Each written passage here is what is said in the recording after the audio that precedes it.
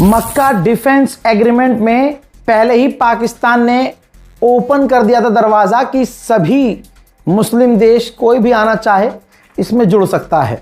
बात आ रही थी कि इजिप्ट भी जुड़ सकता है। कई सारे देशों ने इशारा किया इजिप्ट भी घुस सकता है इसके अंदर, लेकिन इजिप्ट को सबसे बड़ा यानी मिस्र को सबसे बड़ा झटका सऊदी अरबिया ने दे दिया है। सऊदी अरब ने मना कर दिया है कि इजिप्ट शामिल नहीं हो सकता। वजह क्या बताई कि जो इजिप्ट है, जो वहाँ के राष्ट्रपति हैं सीसी, उनके अंडर इजिप्ट ग्रोथ नहीं कर पाया है। इजिप्ट उल्टा अरब देशों के ऊपर निर्भर है, पूरी तरह से अरबों के ऊपर निर्भर है। जो कुछ चाहिए होता है आखिर में अरब को ही इजिप्ट की मदद करनी पड़ती है। इसके दूसरे पॉइंट पर मुझे ये पता चला कि जो मोहम्मद बिन सलमान हैं वो वहाँ इजिप्ट के राष्ट्रपति सीसी को पसंद नहीं करते। लेकिन जो आखिरी पॉइंट है मैं उससे राजी हूँ। वजह ये भी है, इजिप्ट से किलस्ता है सऊदी अरब। रीज़न क्योंकि इजिप्ट करीब है यूएई के बहुत ज़्यादा, और सऊदी अरब यूएई से अलग है। ठीक है, दोनों के बीच तनाव है। ये तनाव काफ़ी पुराना है।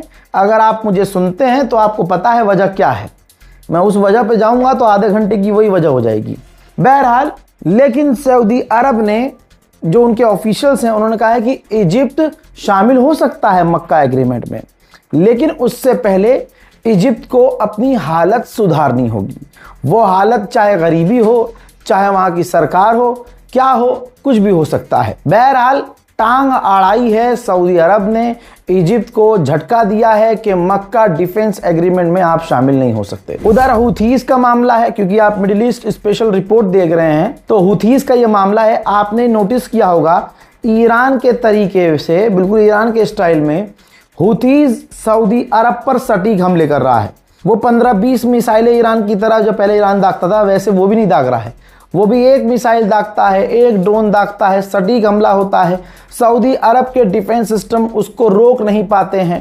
तो अब वजह इजरायली मीडिया के जरिए सामने आई है। इजराइल की इंटेलिजेंस रिपोर्ट ये है कि हूथीज रूस की सैटेलाइट का इस्तेमाल कर रहे हैं सऊदी अरब के ऑयल रिफाइनरी, सऊदी अरब के टैंकरों पर सटीक हमला करने के लिए। वहीं पाकिस्तान ने निंदा की है कि सऊदी अरब पर जिस हिसाब से यमन के हूथीज हमला कर रहे हैं ये गलत है।